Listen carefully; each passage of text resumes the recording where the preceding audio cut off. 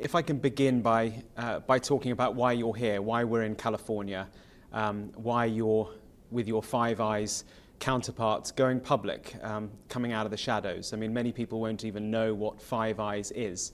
Why here, why now? The Five Eyes Alliance has for more than 7 decades been pivotal to keeping our 5 nations safe. Today is the first day that we have chosen to appear together in public.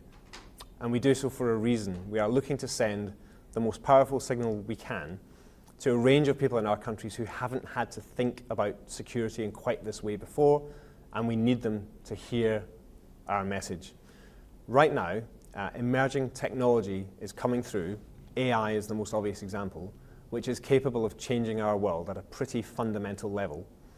Authoritarian states know that and are seeking to win the race to acquire as much advantage as they can in the growth of those exciting technologies. The states that lead the way in these technologies will wield immense power, and I would like for the citizens of the Western democratic nations to be the beneficiaries of the outcome of that race, rather than to have that power in the hands of states who do not share our values.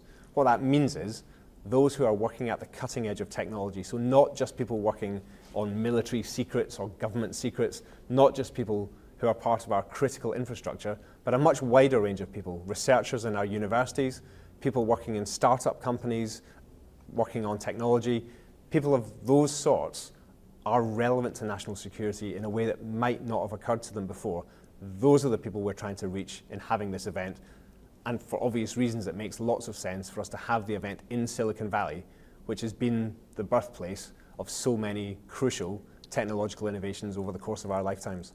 A lot of people's eyes glaze over at the idea of AI because they just don't understand it. Is that part of what you're trying to do, trying to explain the threats to everyday people? I think that everyday people have a pretty good sense of, at least in headline terms, what AI amounts to. Certainly my children and the rising generation are more comfortable with IT and technology, and they understand concepts in a way that my generation perhaps didn't, certainly not at their age.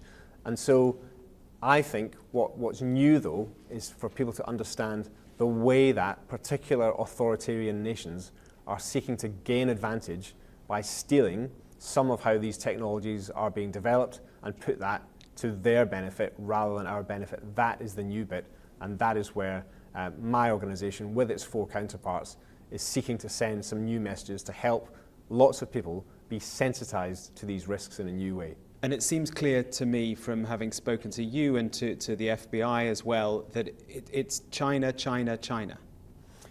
So China clearly is a massively powerful state, and as we've discussed previously, Director Ray and I have previously commented on what we see from the Chinese government.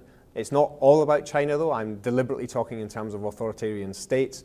We do see hostile activity coming from Putin's Kremlin, from the Iranian regime, and potentially at times others also. But it's not all about China. But when it comes to emerging technology, the most important set of risks are coming from the Chinese government, yes.